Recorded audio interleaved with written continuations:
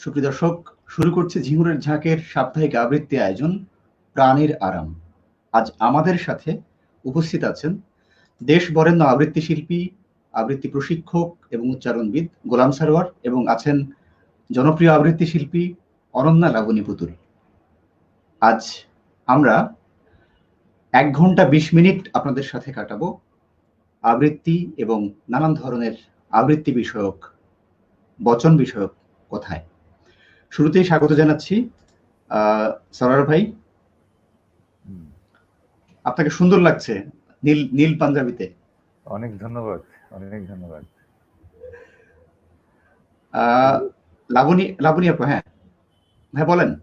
হ্যাঁ, এগুলো শুনতে তো ভালোই লাগে। বেশি বেশি বললে আবার সন্দেহও লাগে। না, আসলে সুন্দর লাগছে। দুজনের সাথেই আমার আমরা মোটামুটি নীল বৃষ্টির সঙ্গে খুবই যায়। আমরা তিনজনই মোটামুটি নীলের কাছাকাছি আছি আজকে। তো দেখা যাক, সময়টা ভালোই কাটবে আশা করছি। সারার ভাই, শুরুতেই একটা কবিতা দিয়ে আমরা হয়তো শুরু করবো, তারপরে কথা শুনবো, আবৃত্তি শুনবো আরো। আচ্ছা, আমি তো এই করোনাকালে যত অনুষ্ঠান করেছি, প্রথমে একটি কবিতা শুরু করেছি। সেটি হলো বঙ্গবন্ধু শেখ মুজিবুর রহমানকে স্মরণ করে। যেহেতু তার মুজিব বর্ষ চলছে, সেহেতু এই কবিতাটা আমি করি, প্রতি অনুষ্ঠানে প্রায় করেছি। লিখেছেন সৈয়দ আলী ইমাম। তিনি 1916 সালে প্রয়াত হন। কবিতাটি লিখেছেন 1915। তার জন্ম ছিল 1933, অর্থাৎ প্রায় 84-85 বছর বয়সে তিনি প্রয়াত হন। ওনার কাব্যের নামও কাব্য কাহিনী, কবিতার নামও একটি কাহিনী। আমার কবিতা আসলে কবিতা নয়, সকলে কাহিনী। তাই তবে শুরু করা যাক। ভুল করে কবিতা ভেবো না কেউ, তাহলে তো মরিব লজ্জায়। 1953 সাল, বেকার হোস্টেলে থাকি মধ্য কলকাতায়। সেন্ট্রাল ক্যালকাটা কলেজেতে পড়ি। ইসলামিয়া কলেজ নামে পরিচিত ব্রিটিশ আমলে, মৌলানা আজাদ তাকে বলে বর্তমানে। বন্ধু ওমর থাকে ঢাকা শহরেতে।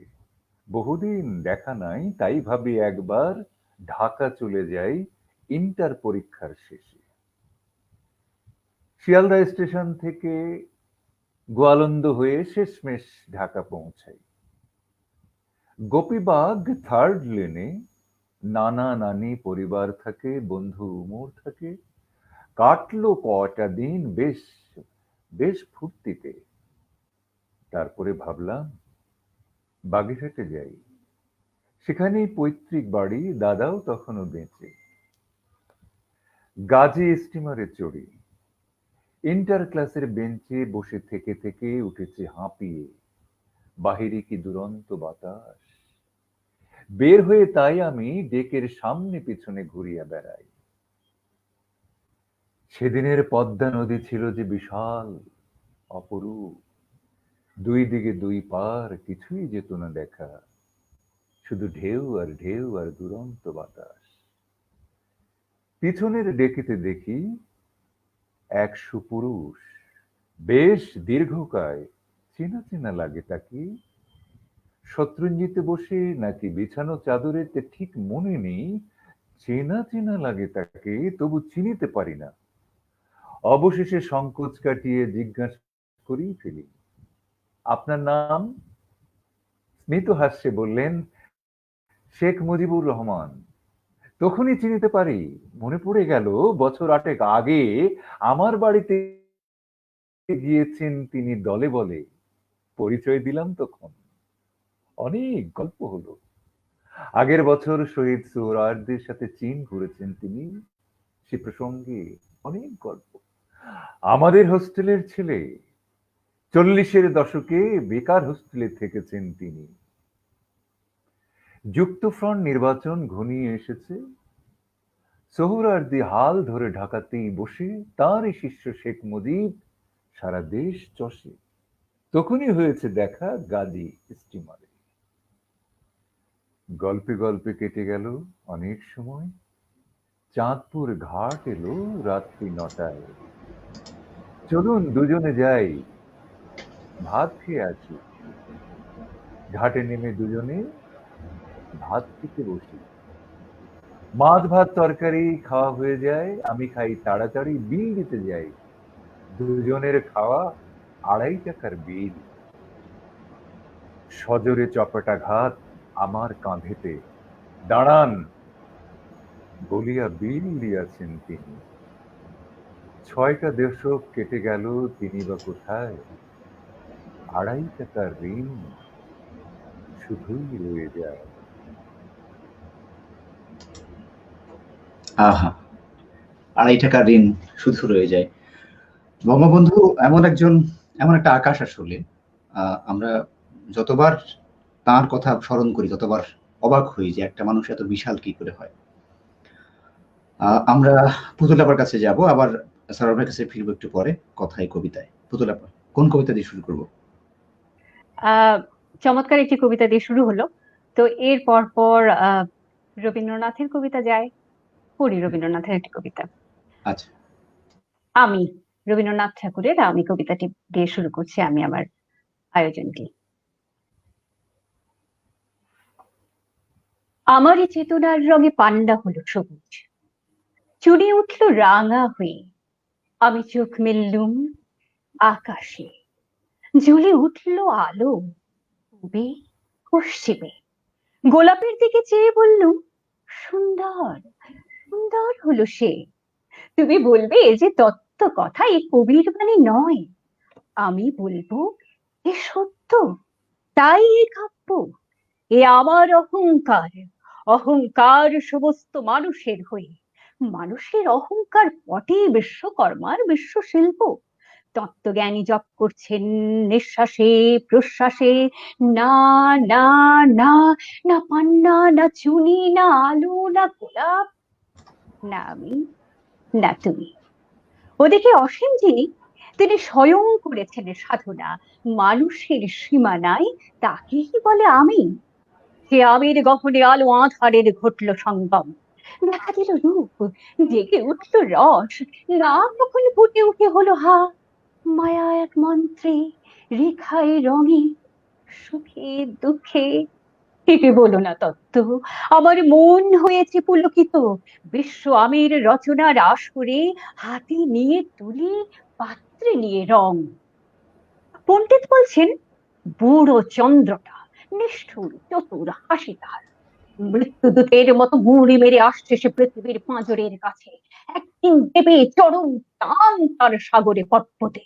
মর্তলোকে মহাকালের নূতন খাতায় পাতা জুড়ে নামবে একটা শূন্য। গিলে ফেলবে দিন রাতের জমা খরচ। মানুষের কীর্তি হারাবে অমরতার ভান। তার ইতিহাসে লেপে দেবে অনন্ত রাত্রির কালি।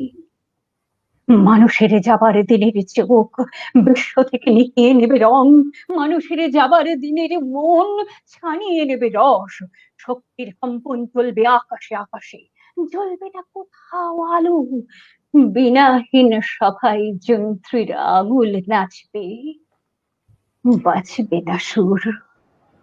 সেদিন কবিত্বহীন বিধাতা একা রবেন বসে, নীলিমাহীন আকাশে ব্যক্তিত্ব হারা অস্তিত্বের গণিত তত্ত্ব নিয়ে।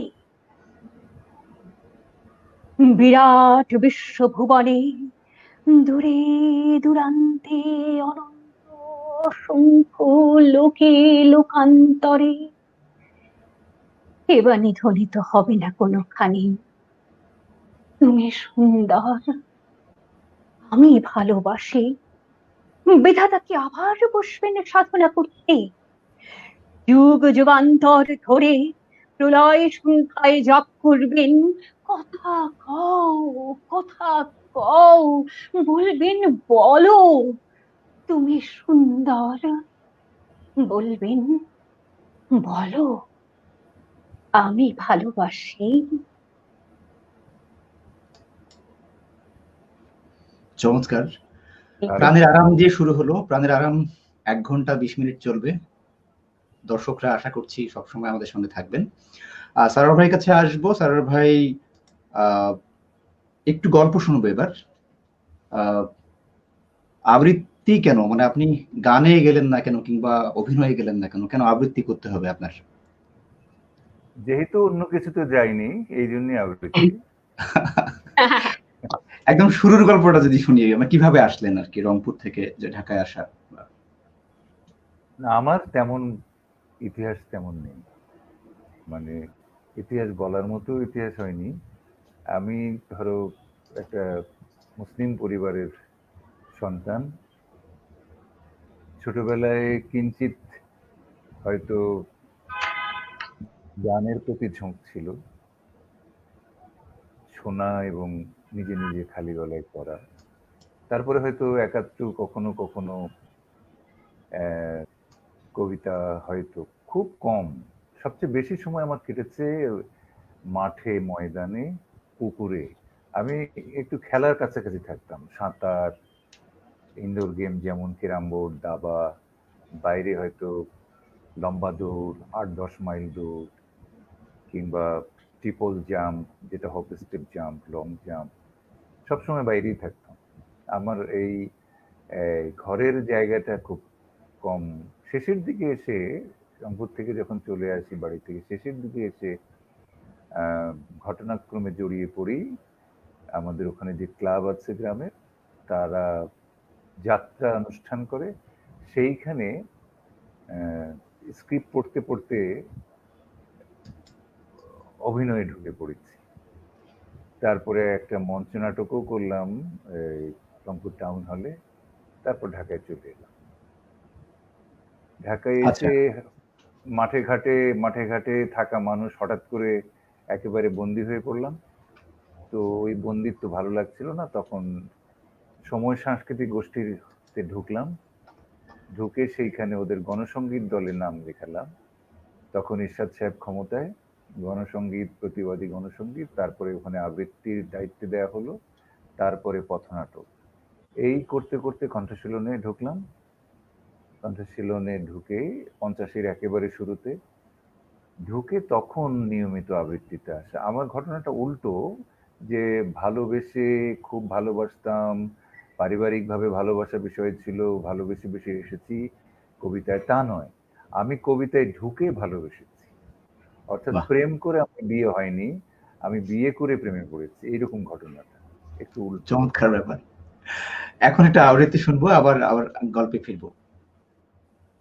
আচ্ছা, এবার আমি তাহলে একটা একটা বর্ষারই কবিতা। বর্ষার কবিতা তো বেশ পড়া উচিত, যেহেতু হ্যাঁ। বর্ষা।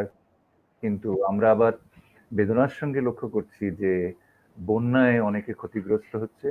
ক্ষতিগ্রস্ত হচ্ছে কেবল না, আজকের খবরে দেখলাম যে অনেক বাড়ি এমনভাবে ভেঙে নিয়ে যাচ্ছে যে বাড়ি থেকে কোনো মালপত্রও সরাতে পারছে না।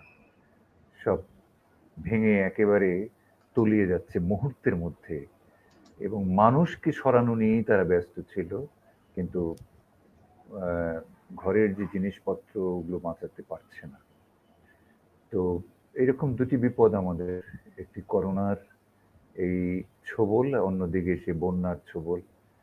নিশ্চয়ই আমরা প্রার্থনা করি এর মধ্যে থেকেও যাতে সবাই ভালো থাকেন।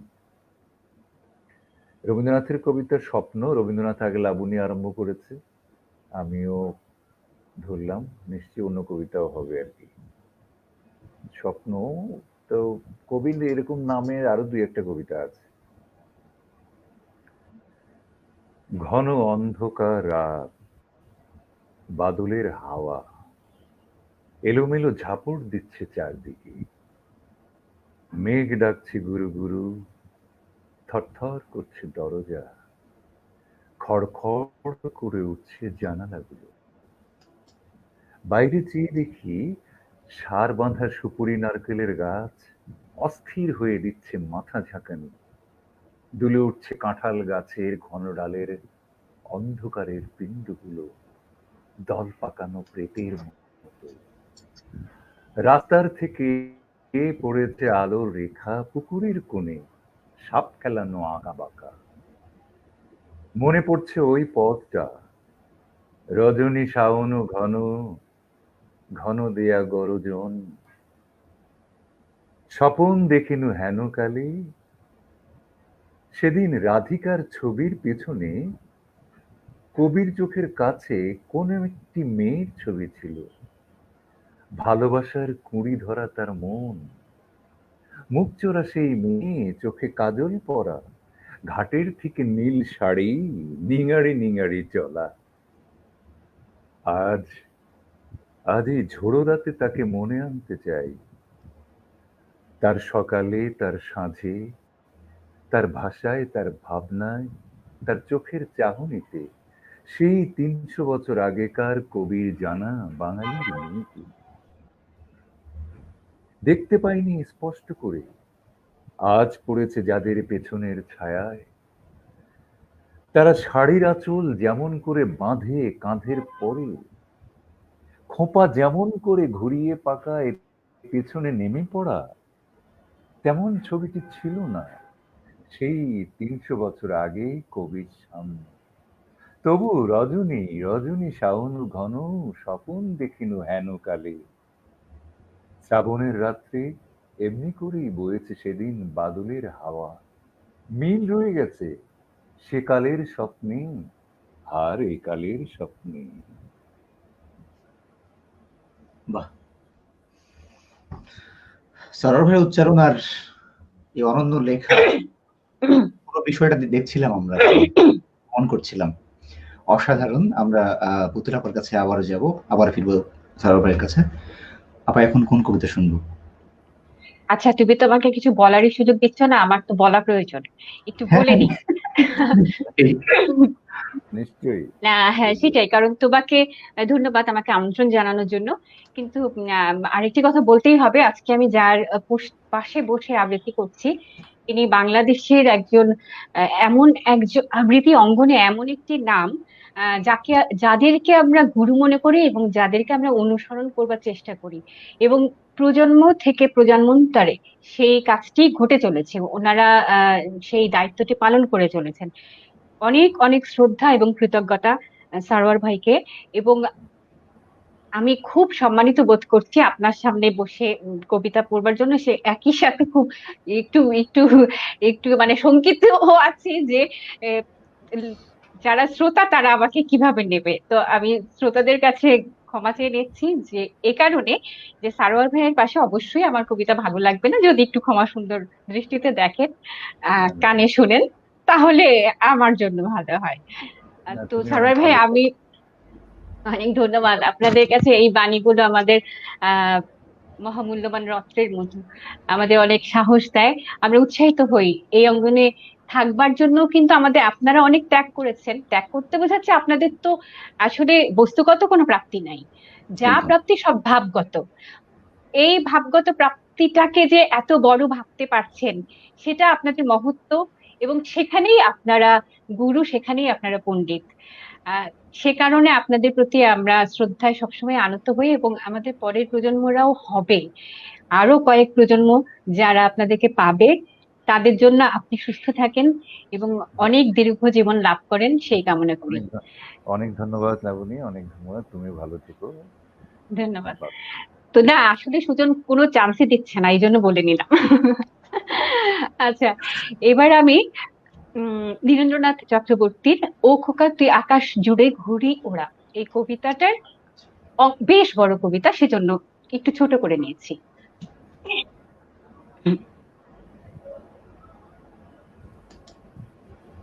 কাল রাত্রিরে একেবারে গা গতর ছেড়ে দিয়ে বৃষ্টি নেমেছিল, আর সেই বৃষ্টির সঙ্গে ছিল ভীষণ রকমের বদমেজাজি হাওয়া। এখন এই শান্ত সকাল বেলায় সেই নাছোড় বৃষ্টি আর সেই রাগী হাওয়ার চিহ্ন নেই কোনোখানে। আকাশটাকে কেউ নাড়িয়ে দিচ্ছে না, নীলের মধ্যে ধপ ধপে একরাশ ফেনা ছড়িয়ে দিয়ে অনেক অনেক উঁচুতে উঠে গিয়ে একেবারে স্থির চোখে সে এই পৃথিবীর দিকে তাকিয়ে আছে। ডুবে যাবার আগের মুহূর্তে যেমন হয় শুনেছি, ঠিক তেমনি ভাবেই যেন আমার চোখের সামনে ভাসতে থাকে বাক্সবন্দি অনেক কালের হারিয়ে যাওয়া কালো জিরের গন্ধ ঢালা পোকায় খাওয়া চিত্রমালা।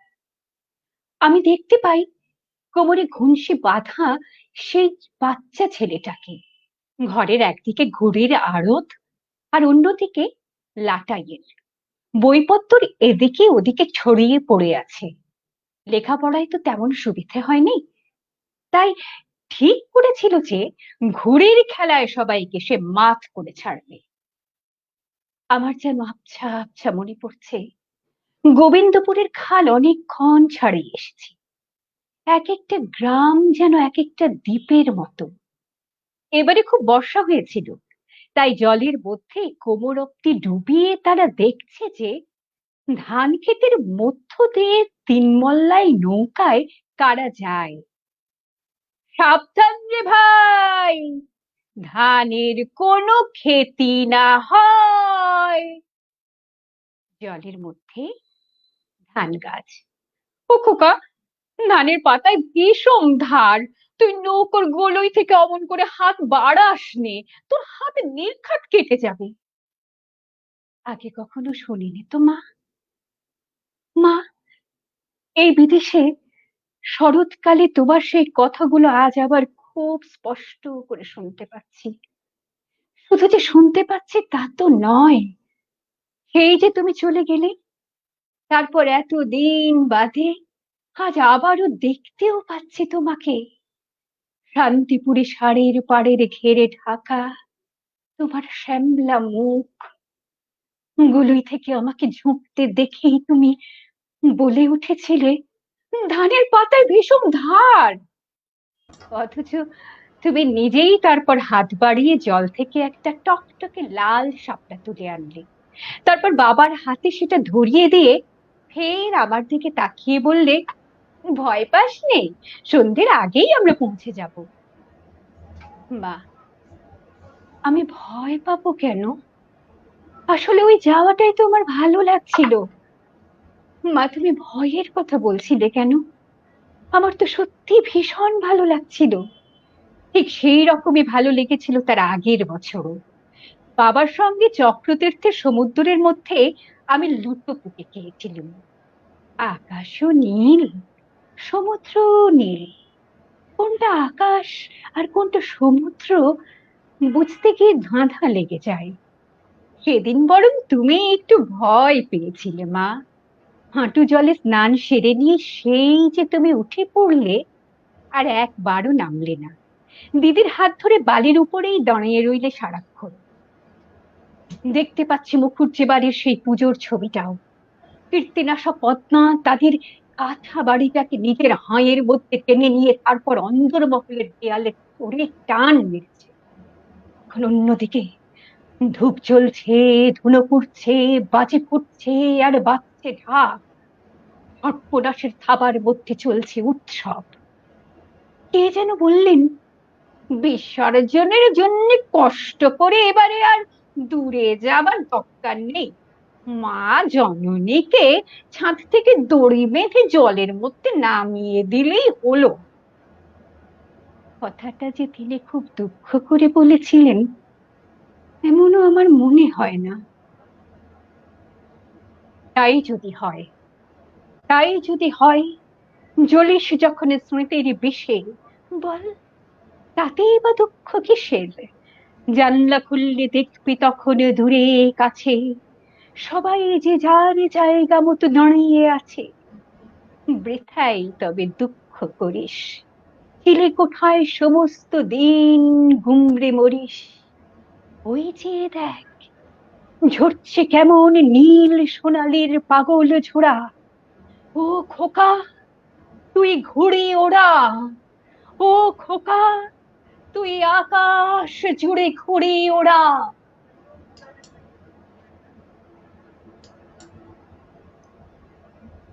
অদ্ভুত একরকম আবহে আমরা হারিয়ে গিয়েছিলাম। মা আসলে বিষয়টাই একটা গভীর আবেগের আমাদের কাছে। সেই জায়গায় মা যখন সাথে থাকেন, পৃথিবীর কোনো ভয়ই আমাদের কাছে স্পর্শ করতে পারে না। মা এরকম একটা আশ্রয় প্রশ্রয়ের জায়গা। আমরা সরোয়ার ভাই কাছে আবারও যাব। সরোয়ার ভাই, বলো, এবার একটু কি বলবো? ভিন্ন ধরনের প্রশ্ন আর কি। আপনি বলছিলেন যে আবৃত্তির ক্ষেত্রে প্রেম করে বিয়ে নয়, বিয়ে করে বিয়ের পরে প্রেম। মানে বাস্তবিক ক্ষেত্রেও কি তাই হয়েছিল? হুম, বাস্তবিক ক্ষেত্রে দুটোর মাঝামাঝি বোধহয়। আচ্ছা।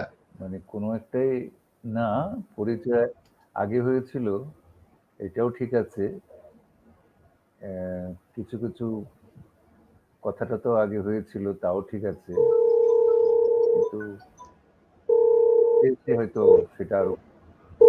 ফোন বাজছে বোধহয় তোমার। হ্যাঁ, হ্যাঁ, আমি মিউট করছি, বলেন না। হ্যাঁ, তো অন্য কিছু নয়, এই তো। আর এ তো মানে দীর্ঘদিনের কথা।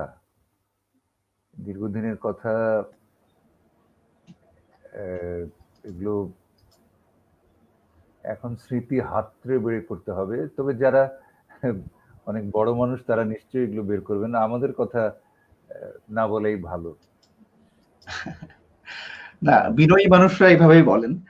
আমি যদি জানতে চাই, ওয়াহিদ ভাইয়ের সাথে আপনার দীর্ঘ সময় ওঠা বসা, হ্যাঁ, আহ, 23 সেক্ষেত্রে, বছর হ্যাঁ, 23 বছর। তো একটানা। তো ওয়াহিদ ভাই সম্পর্কে যদি বলেন আর কি, আপনি খুব সংক্ষেপে, আমরা সবাই ওয়াহিদ কম ভাই বেশি শুনেছি। আমাদের গুরু। ওয়াহিদ ভাই আমাদের আমাদের গুরু এবং আমাদের কণ্ঠশীলনের তিনি প্রতিষ্ঠাতা অধ্যক্ষ। তিনি যতদিন ছিলেন পুরো সময়ে এবং অসুস্থ সময়েও তিনি কণ্ঠশীলনের কাজে যুক্ত ছিলেন, এবং দোতলায় উঠতে শেষের দিকে তার পায়ে একটু সমস্যা হতো, তারপরেও তিনি উম, একইভাবে উঠতেন। আচ্ছা, আমরা একটা দেখছি, হ্যাঁ, এই মিলন সূচির একটা মন্তব্য, তারা ইংল্যান্ড থেকে জানিয়েছে যে লাবণীকে দেখে ভালো লাগছে। লাবণী নিশ্চয়ই সূচি নামের কাউকে চেনে। হ্যাঁ, তার আহ, ক্লাসমেট মনে হয়। তারা বন্ধু, কিন্তু এখন সে ইংল্যান্ডে থাকে, হ্যাঁ এবং হ্যাঁ হ্যাঁ, অনন্ত খুব লাবণী আরো মজা হলো খুশি না? হবে। হ্যাঁ হ্যাঁ, মজা হলো, এবং তুমি আরো আশ্চর্যই হবে যে ও ও ও সূচি ভাবি এখন আমার সম্বন্ধীর স্ত্রী, আচ্ছা। আমার ও স্ত্রীর অনেক। বড় ভাইয়ের ভাবি আর কি। হুম হুম হুম তো হুম তোমার আহ, একসঙ্গে পড়া মানুষ আর কি। হুম হুম। যাই হোক, তারা ইংল্যান্ড থেকে দেখছে, তারা খুব খুশি হয়েছে তোমাকে অনেক দেখে। অনেক শুভেচ্ছা হ্যাঁ, তোমার জন্য এবং তোমার কিন্তু পরিবারের জন্য। সবাই ভালো থাকো এবং সাবধানেও থাকো। হ্যাঁ, কিন্তু আমাকে দেখে খুশি হয়নি, কারণ আমাকে দেখে কিছু লেখে। না, লিখেছেন এটা সারোয়ার ভাই, খুব ভালো লাগছে, প্রথমেই লিখেছেন। ভালো লাগছে পুরো অনুষ্ঠানটা, আচ্ছা, এই আচ্ছা। এইটা। আপনাকে ভালো লাগছে বিশেষ করে, আমাকে ভালোই লাগছে না, কোনো রকমের খুশি হয়েছে। আচ্ছা। আচ্ছা, আ- যা বলছিলাম, হ্যাঁ, ওয়াহিদ ভাই আমরা আহ, সান্নিধ্য পেয়ে আহ, জীবনের মূল জায়গাটাকে খানিকটা হয়তো চিনবার চেষ্টা করতে পারছি। ঠিক চিনতে পেরেছি এমনটা বলা যাবে না, হয়তো বাকি জীবনটা কেটে যাবে সেই চেষ্টা করতে করতে। কিন্তু ওয়াহিদ ভাইয়ের সান্নিধ্যে এসে আমরা যেই নিজেকে আবিষ্কার করার যে একটা ধরন, নিজের মধ্যে যে খারাপ বোধগুলো কিংবা যদি কিছু ভালো বোধ থাকে, এই বোধগুলো জাগিয়ে তুলে মানুষ হিসেবে দাঁড়ানোর যে যে সমস্ত প্রতিবন্ধকতা থাকে, সেগুলোকে ঝেড়ে ফেলে দাঁড়ানোর যে অবস্থানটা, সেই রকম কিছু আমরা অনুভব করেছিলাম তার সান্নিধ্যে। তিনি প্রচুর গুণী মানুষ, জ্ঞানী মানুষ, অনেক রাষ্ট্র, তার রাজনীতি, তার সাংস্কৃতিক অবস্থান, সংস্কৃতি, আহ, এন কিছু নেই তিনি আহ, দেখেননি, পড়েননি, জানেন না। দীর্ঘদিন 50 বছর তিনি ইংরেজি কাগজে লিখেছেন, যে আবার তারপরে শেষে ইংরেজি কাগজ থেকে তিনি ইস্তফা দিয়েছেন, দিয়ে বলেছেন আমি আর ইংরেজি লিখবো না, আমি বাংলায় লিখবো, বাংলায় লিখে সংসার চালাবো। পরে ভোরের কাগজ এবং জনকণ্ঠে তিনি দুটো কলাম লিখতেন। তো এই সময়গুলো আমরা তাকে পেয়েছি, আমাদের বিপদের সময় তাকে পেয়েছি। আমি তো ব্যক্তিগতভাবে যে ক্লাসগুলো এখন করছি, যেমন নরেন স্যারের কাছে উচ্চারণটা শিখেছি, তেমনি আমি বাংলার সঙ্গে যে সংস্কৃতির একটা মিশেল আছে এবং তার ধ্বনিগত যে একটা ছন্দ আছে এবং হ্রস্বস্বর দীর্ঘস্বরের যে ঘটনাগুলো আছে, এই জিনিসগুলো আমি ওয়াহিদ ভাইয়ের কাছে সরাসরি শিখেছি। এই হ্রস্বস্বর দীর্ঘস্বর যদি কণ্ঠে বা গলায় বা আবৃত্তিতে গানে না বোঝা যায়, তাহলে তার দ্বারা এই কাজগুলো করা খুব মুশকিল। ফলে এই জিনিসগুলো আমরা পেতাম না, আর যখনই কখনো বিপদে পড়েছি তখনই তাকে আমরা জিজ্ঞাসা করেছি এবং ঠিক মতো উত্তর পেয়ে গেছি। তো আজকাল এইটা এত কাছে যাওয়ার আরেকজন মানুষও খুঁজে পেতে খুব মুশকিল হবে। আর ওয়াহিদ ভাইয়ের মতো মানুষ তো আমার বিশ্বাস শতাব্দীতে এক একজন আসবে কিনা জানি না। উনি ঠিক কি ধরনের মানুষ, নাগরিক না, বাউল না, গ্রামীণ না, এক ধরনের ছড়িয়ে দেয়া মানুষ, এক ধরনের নিজেকে উজাড় করে দেয়া মানুষ, যিনি গ্রাম থেকে গ্রামান্তরে ছুটে বেরিয়েছেন। এই বাংলাদেশে রবীন্দ্রসঙ্গীতকে এই প্রসার যে এতটা হলো, সেই প্রসারের যিনি, যাকে আমরা খুব বেশি ব্যক্তিগতভাবে যার নাম উচ্চারণ করতে পারি, তিনি ওয়াহিদুল হক, আমি নির্দ্বিধায় বলতে পারি। তার সঙ্গে অনেকেই কাজ করেছেন, কিন্তু তিনি যে ত্যাগটা করেছেন জীবনের সঙ্গে, সংসারের সঙ্গে, সেই যে আর কেউ পারবে কিনা সন্দেহ আছে। সপ্তাহে 2 দিন 4 দিন 5 দিন, এই আজকে ঠাকুরগাঁয়ে তো কালকে কুমিল্লা, কুমিল্লা তো কালকে ময়মনসিংহ, এই শরীরে এই বয়সে শেষ পর্যন্ত তিনি কাজটি করেছেন। এবং ঠিক শুক্রবার সকালবেলা কোত্থেকে যেন হাজির হন।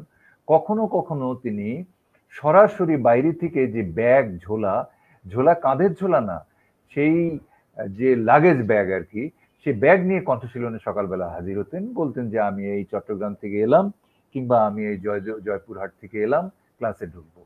সেই অবস্থায় তিনি ক্লাসে ঢুকতেন এবং শিক্ষার্থীদেরকে এত ধৈর্য ধরে তিনি বর্ণটা শেখাতেন।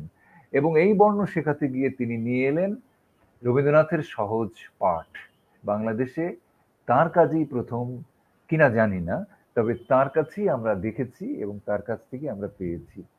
সেই সহজ পাঠ এখনো কণ্ঠশীলনে চলে এবং তাদের ঠিক করা অধ্যাপক নরেন বিশ্বাস, ওয়াহিদুল হক এবং যারা ওই সময় ছিলেন, তাদের ঠিক করা বিষয়গুলোই আমরা এখন কণ্ঠশীলন সেভাবেই পরিচালনা করছে।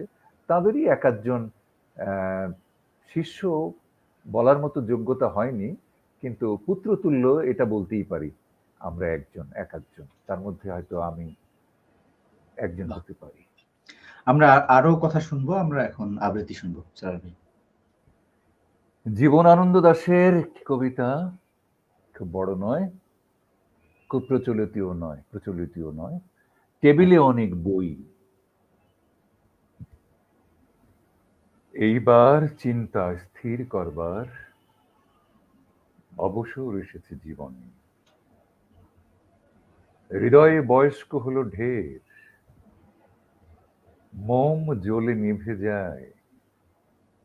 অনেক গভীর রাত হলে অন্ধকারে একাত্রা ইঁদুরের আসা যাওয়ার টের পাই ঘরের মেঝে, হয়তোবা সিলিং এর উপরে। বাইরে শিশির ঝড়ে কুয়াশায় লক্ষ্মী প্যাঁচার ডানা সজনের ডালে শব্দ করে। টেবিলে অনেক বই ছড়িয়ে রয়েছে, চিন্তাগুলো যেন অনুলোম প্রতিলোম, পরস্পরের প্রতি ঠান্ডা সাদা নারীর মতন মোম দাঁড়িয়ে রয়েছে চুপে। একটি গভীর সূত্রে গ্রথিত কি হবে বইয়ের সকল চিন্তা, জীবনের সব অভিজ্ঞতা, সকল নক্ষত্র আর সময়ের অপার গতির ইতিহাস বৃত্তান্তের আগাগোড়া কথা। এসব আশ্চর্য তত্ত্ব ভেবে মন অনুভব করে এই অন্ধকার ঘরে আজ কেউ নেই, শুধু এক বিন্দু মূল্য নির্ণয়ের চেষ্টা ছাড়া। কোনো এক দূর মহাসাগরের ঢেউ এসে অন্ধকার বন্ধ স্পর্শ করে চুপে কোনো এক দূর দিকে চলে যায়। সময়ের অন্তিম সঞ্চয়ের প্রেম করুণার বলয়ে রয়েছে। ব্যক্তি এবং মানবের সফলতা হবে হয়তো এই ব্রহ্মাণ্ডের অন্ধকার অবিনাশ ছাড়া মানুষের ভবিষ্যতে কিছু নেই। সেবা, ক্ষমা, স্নিগ্ধতা যে আলোর মতন মানুষের হাতে তার বুঝে যাওয়া অন্ধ আধার বারবার কোনো এক পরিবর্তনীয়তার দিকে যেতে চায়। সনাতন অন্ধকারে প্রয়াস ভালো, তবু এই পৃথিবীতে প্রেমের গভীর গল্প আছে, জীবনে রয়েছে তার অপরূপ আলো।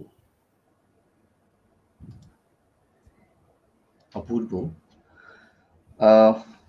প্রচন্ড গরমের পরে যখন ঝুম বৃষ্টি হয়, দু এক ফোঁটা বৃষ্টি পড়ে, ঠান্ডা বৃষ্টি, একটু হালকা হাওয়া, দক্ষিণের জল ছোঁয়া হাওয়া, এরকম নরম ছোঁয়া পাই সারাভের উচ্চারণে। মনে হয় মনের মাটিতে একটু বৃষ্টি ছুঁয়ে ছুঁয়ে ছুঁয়ে ছুঁয়ে যাচ্ছে।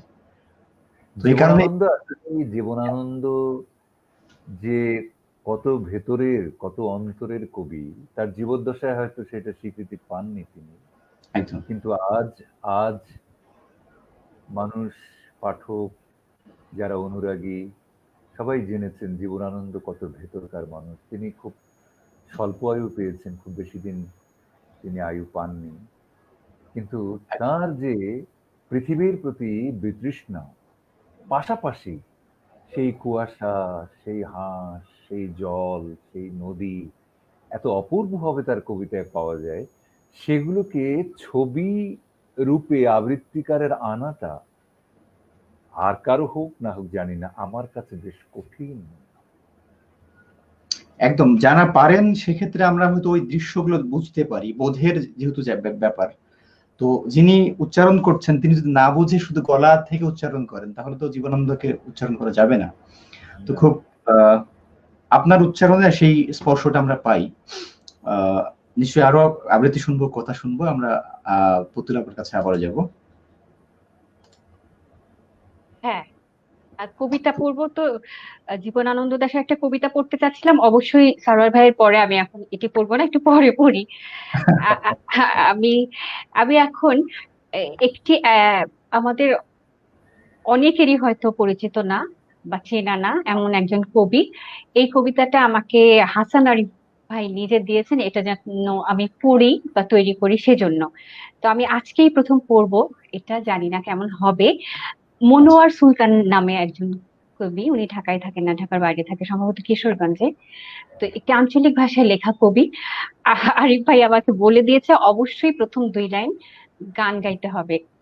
আমি এটা বলে রাখি যে এটা মানে আমি কোনোদিন গান গাইনি এবং আমি গান গাইতে পারি না। তবুও আরিফ ভাইয়ের কথা রাখবার জন্য আমি দুই লাইন মানে দুই লাইন সুর দেবার চেষ্টা করছি। এবং তারপরে কবিতাটা তো কবিতাই, আচ্ছা। প্রথম দুই লাইনও কবিতাই আসলে, তো উনি বলেছেন এটা সুরে বলতে। যাই হোক, সেজন্যই বলছি।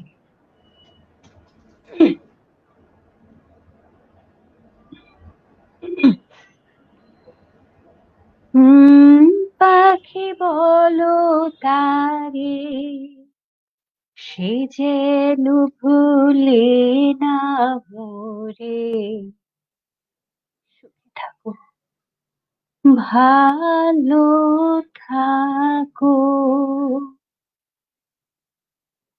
এমন পীড়িতি কথা প্রেমাতুর মনে, রুমালে তুলিয়া ফুল দেয় প্রিয়জনে, বালিশের ওয়ারে লিখে এখানে লুকায়, বিচ্ছেদের আগুনে মন একেলা পুড়ায়, নিশীতে সান্নি ঝরে বাড়ি জৈবন জ্বালা, পিন্দা শাড়ি খসে পড়ে মন যে উতলা, পাহাড়ি সিনাল কোকিল উঁচু ডালে বইয়া কেন করে ডাকাডাকি বেফুলে মজিয়া, আম পাতা নড়ে সরে তেঁতুল পাতা ঝরে, আমার বান্ধব সুখ বিলাসে বৈদেশে বাস করে, চিঠি পাই না, পত্র পাই না, জানি না ঠিকানা, আন্ধা চোখে কান্দা ভিজাই মনেরই বিছানা। আমি তো অবলা নারী, হে আয় বান্দা হিয়া, চুলায় চড়াইয়া ভাত ভাবি তারি নিয়া, সেখানে লুকাইয়া রুমাল ডাকি থারে থারে, যাও পাখি বলো তারে, সে যেন ভুলে না মরে। যাও পাখি বলো তারে। বাহ, কি ব্যথা! প্রথম পড়লাম, তৈরিও ঠিক মতো করতে পারিনি, তো যাই হোক, একটা প্র্যাকটিস হলো।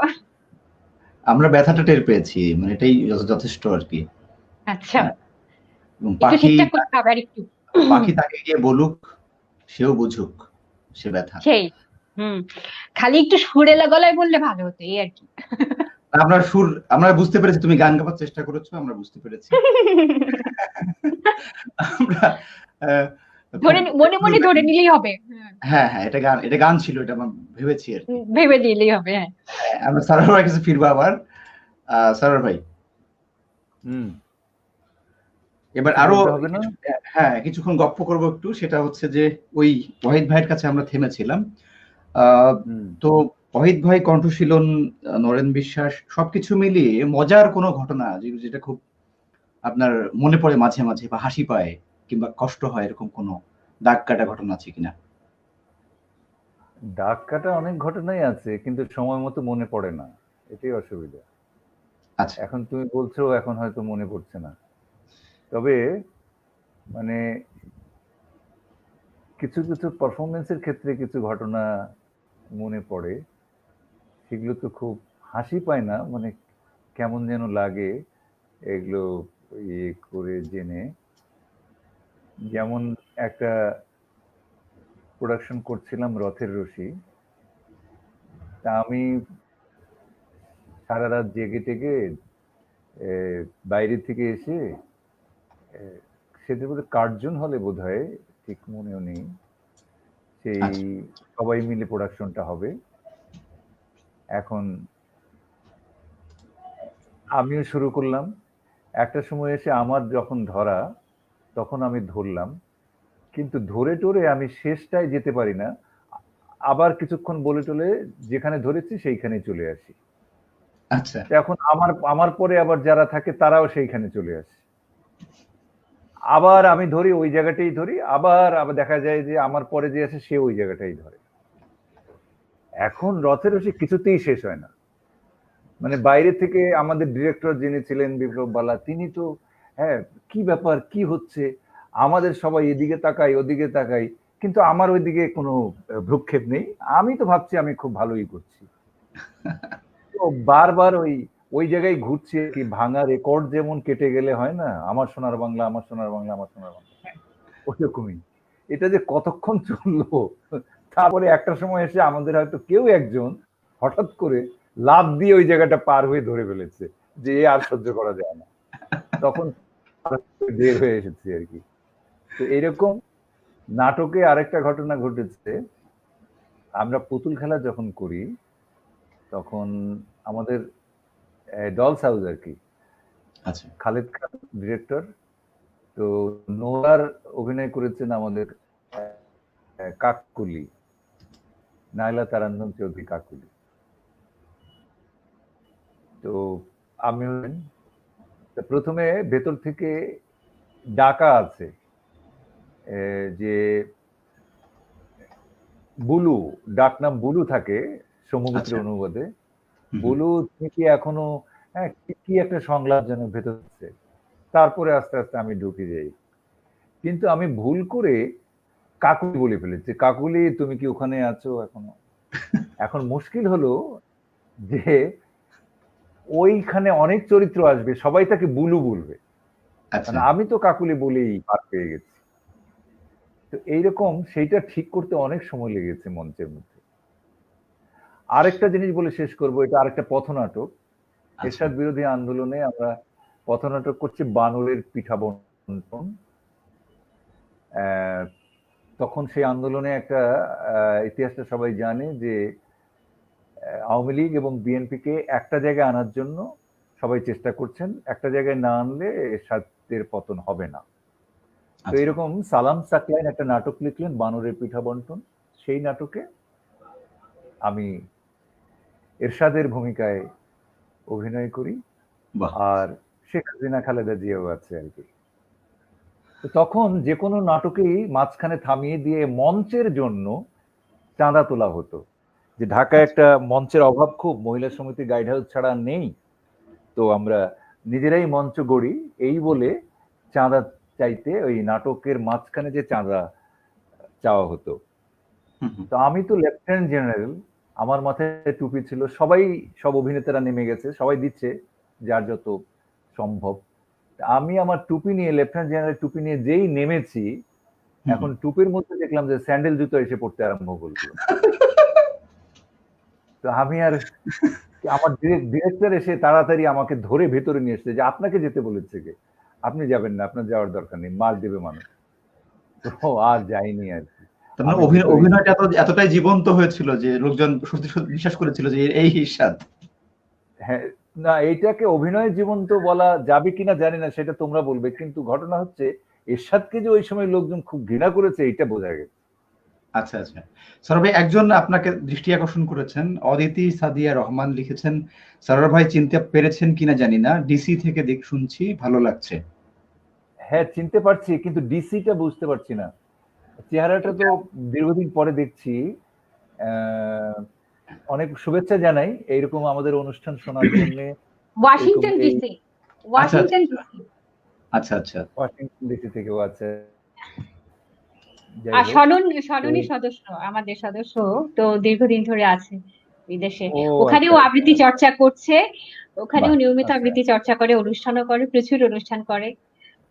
বাহ বাহ, অনেক ধন্যবাদ অদিতি। আমরা এখন হচ্ছে আবৃত্তি শুনবো, সরোয়ার ভাই। হ্যাঁ, আমি একটা আরেকটা রবীন্দ্রনাথ পড়ি, ছোটখাটো, অনন্য লাইন গান করেছে, আমি 2 লাইন পারবো না, 1 লাইন করবো আর কি। আচ্ছা। তো সেইটাই এখানে আছে, খুব আহ, শোনা কবিতা আর কি।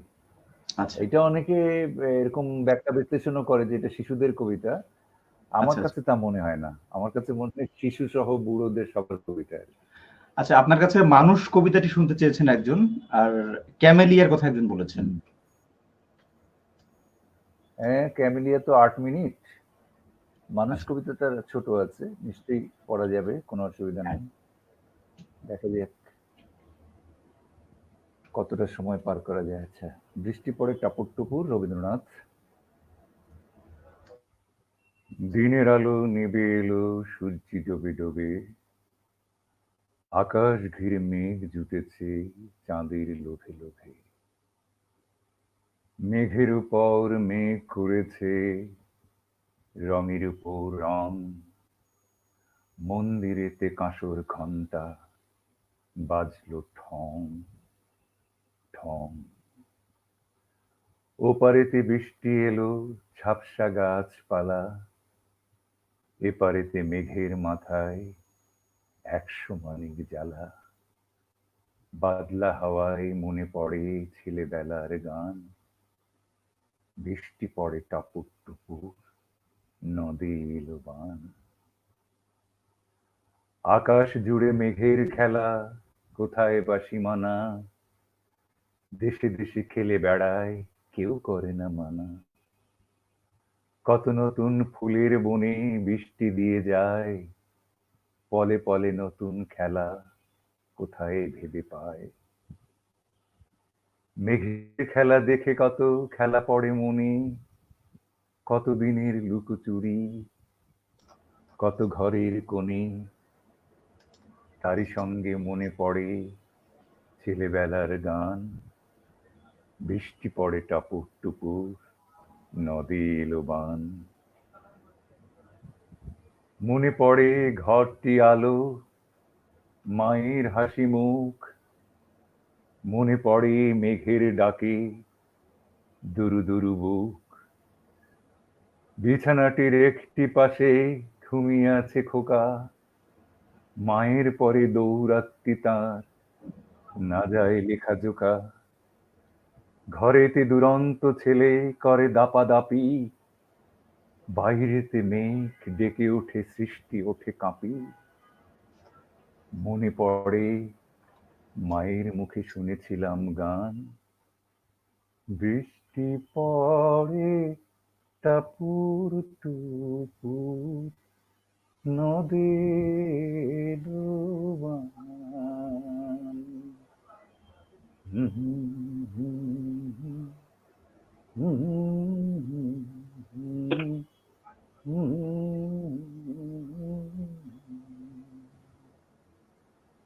মনে পড়ে সুরানি দুরানির কথা, মনে পড়ে অভিমানী কঙ্কাবতীর ব্যথা। তারই সঙ্গে মনে পড়ে মেঘলা দিনের গান, বৃষ্টি পড়ে টাপুর টুপুর, নদীর বান। মনে পড়ে ঘরের কোণে মিটিমিটি আলো, একটা দিকের দেয়ালেতে ছায়া কালো কালো, বাইরে কেবল জলের শব্দ, ঝুপ ঝুপ ঝুপ। দস্যি ছেলে গল্প শুনে একেবারে চুপ। তারই সঙ্গে মনে পড়ে মেঘলা দিনের গান, বৃষ্টি পড়ে টাপুর টুপুর, নদে এলো বান।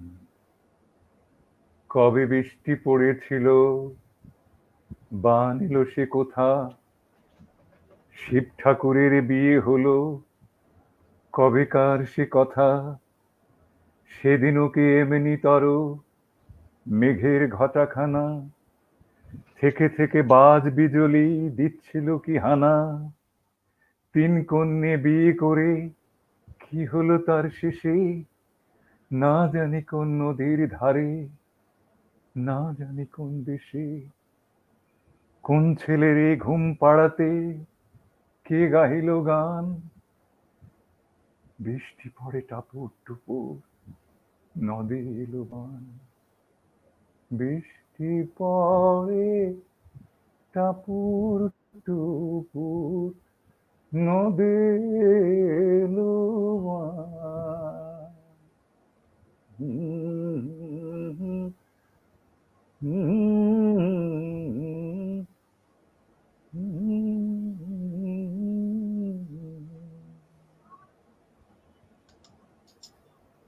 বাহ, খুব সুন্দর, খুব ভালো লাগলো। হ্যাঁ, গান আচ্ছা, শুনে ভাগ আমার ভাগ্যিস আমার কাছে ভাগ্যিস সারোয়ার ভাই গান গাইলেন, সেই জন্য আমি অন্তত সেকেন্ড হতে পারবো। আর যদি উনি গান না গাইতেন তাহলে তোমাকে একেবারে কিক অবস্থা আউট খারাপ করে দিয়েছিলে। অবস্থা খারাপ ছিল আর কি। হ্যাঁ, তবে এই, এই কবিতাটা আমার কাছে শুরুতে মনে হচ্ছিল একটা ছড়া শুনবো, মানে এই কবি অন্যভাবে আমি শুনেছি, কিন্তু সারার ভাই যেভাবে শোনালেন, মানে মনে হচ্ছে যে একটা বেহালা চিকন সুর, হ্যাঁ, হৃৎপিণ্ডের দেয়াল দিয়ে ছুঁয়ে ছুঁয়ে ছুঁয়ে যাচ্ছে, একটু একটু ব্যথা, একটু একটু আশ্রয় আশ্রয় যাচ্ছে, এবং ওই গানের যেই পরশটুকু, সেটাও বেশ অন্যরকম একটা আবহ তৈরি হুম। করেছে। আহ, আমরা সরকারের কাছে আবারও ফিরবো, আশা করছি এবার গান শুনবো হয়তো আমরা। আমরা পুতুল্লা আপার কাছে যাবো আবার। বাহ, কোন কবিতা শুনবো এখন? আচ্ছা, সারোয়ার ভাই যেহেতু বৃষ্টির কবিতা শুরুই করলেন, আমি হ্যাঁ, একটি বৃষ্টির কবিতাই পড়ি। আমাদের খুব প্রিয় কবি, আমাদের সহজন শেখর বরণ, কবি শেখর বরণের লেখা একটি কবিতা, কয়দিন আগেই উনি ফেসবুকে দিয়েছেন, তো আমি লিখে রেখেছিলাম। বৃষ্টির বলে আজকে পড়ার ইচ্ছা পোষণ করছি। বৃষ্টি আচ্ছা, আসছে ধেয়ে, কবিতাটার নাম। এটিও আজকে প্রথমই পড়ছি, আসলে একটু আগে লিখে দিলাম আমার ফেসবুক থেকে, পড়ছি। ওকে। ভালো লাগলো, শোনাতে চাই সবাইকে হুম। কথাগুলো। মেঘমল্লার রাগে পাচ্ছি কোথাও সেতার, ভেসে আসছে সাত সকালে বিনাহীন সুর তার। দূর থেকে আসি শীতল পরশ ছেয়ে, ছায়া বিথি তলে বৃষ্টি আসছে ধেয়ে। বনপল্লবে মর্মর গানে অরণ্যানী জাগে, অন্তরস্থলে উঠে জাগরণ গভীর অনুরাগে। চিরবিরহী ডাকুকি ডাকে চেয়ে থাকে চাতকী, প্রতীক্ষায় তারা অধীর আকাঙ্ক্ষা ভরে। একটু পরে আসবে অন্ধকার করে, মেঘমেদুর বরষার গন্ধ স্নিগ্ধ মেয়ে, বন ছায়া তলে বৃষ্টি আসছে ধেয়ে, কদম কিয়া কামিনী বেলি বকুলের বাস মেখে, চারিদিকে ওঠে গুঞ্জরণ এসব দেখে দেখে। জারুল বনে নাচের দোলা, যেন মন কেমনের খেলা, ব্যাঙেরা নাচে ছপাত ছপাত মেঘের গর্জনে, দিনের আলো আঁধারেতে গেছে নিয়ে, হৃদয়ে হৃদয়ে বৃষ্টি আসছে চেয়ে, হৃদয়ে হৃদয়ে বৃষ্টি আসছে ধেয়ে। ময়ূরের নাচ পেখম মেলেছে, মন ময়ূরের কাঁপনে জেগেছে, বড়সড়া সব দল বেঁধে আসে তেরে, পায়ে ঝুমুর নুপুর গুঞ্জন করে। বিরহী মন উদাসী দাওয়ায় একাকার কথা ভাবে, ডালে ডালে ফেরে সুষমা পাখি গান গেয়ে। মহাকলরোলে মহাকলরোলে মহাকলরোলে বৃষ্টি আসছে ধেয়ে। বাহ, বৃষ্টি আসছে ধেয়ে। কদিন আগে আমার ছাদে বন্যা হয়েছে। হুম, আহ, বন্যাও আসছে ধেয়ে, এবং ধেয়ে না এসে গেছে, পুরা দেশ ভাসিয়ে একদম দিয়েছে। একদম একদম একদম। আমি এটা কাউকে বোঝাতে পারছি না ছাদে কি করে বন্যা হয়। হ্যাঁ, মানে আমার পাইপের উপরে গাছের পাতা ব্লক হয়ে ছাদ ভেসে, ঘর ভেসে, মানে সিঁড়ি দিয়ে স্রোত বয়ে যাচ্ছে। আচ্ছা, এই হ্যাঁ, চিটাগাঙে যে দোতলা নদী হয়েছে সেই ছবি তো এসছে পত্রিকায়। হ্যাঁ, চিটাগাঙে কোনো একটা ফ্লাইওভারের উপরের তলাতেও পানি জমে গেছে, আমাদের যেমন রাস্তায় সেরকম। তো ওখানে বলেছে পৃথিবীতে কোথাও দ্বিতল নদী নেই, মানে ওই ওই ছবিটার নিচে ক্যাপশন ছিল। তো চিটাগাঙের ফ্লাইওভারে তা তোমার ছাদ তো কোন ছাদ হতেই পারে। যাই হোক, তুমি এটা তখন হচ্ছে, হ্যাঁ, ওই ঘরে ছিলে ওই সময়? আমি ঘুমেছিলাম, মানে ছাদে ভেসে ঘর বেয়ে চলে পানি নিচে যাচ্ছে আর কি। আমার তুমি যে লক্ষিন্দরের মতো ভেসে যাওনি, এটাই তো অনেক বড়। একদম খুব হাসছি যখন, কিন্তু একই সাথে আবার ওই সরোয়ার ভাইয়ের যখন বললেন যে ওই যে ফ্লাইওভারের উপরে পানি উঠছে, সারা দেশে বন্যা হয়ে যাচ্ছে, ওই এলাকার মানুষদের জন্য আসলে খুব হুম, আমাদের খারাপ লাগে আসলে। সরোয়ার মানুষ ভাইকে, খুব কষ্টেই আছে আসলে বরকত সারা ভাই দেশের মানুষ। শুভেচ্ছা জানিয়েছেন। মীর বরকত, ও, থ্যাংক ইউ বরকত ভাই। সারোয়ার ও অন্যান্যদের, অনন্যার জন্য শুভকামনা। আচ্ছা, আমাকে শুভকামনা জানায়নি বরকত ভাই। আপনিও আমাদের একজন অত্যন্ত অনুসরণীয় ব্যক্তি, সরোয়ার ভাইয়ের মতোই। এবং আপনারা দুজন নিরলস ভাবে আমাদের আবৃত্তির জন্য একনিষ্ঠ ভাবে কোনো কিছু প্রাপ্তির আশা না করেই করে যাচ্ছেন, সেজন্য আপনাদের প্রতি আমাদের সবার অনেক অনেক কৃতজ্ঞতা, অনেক ধন্যবাদ। একদম।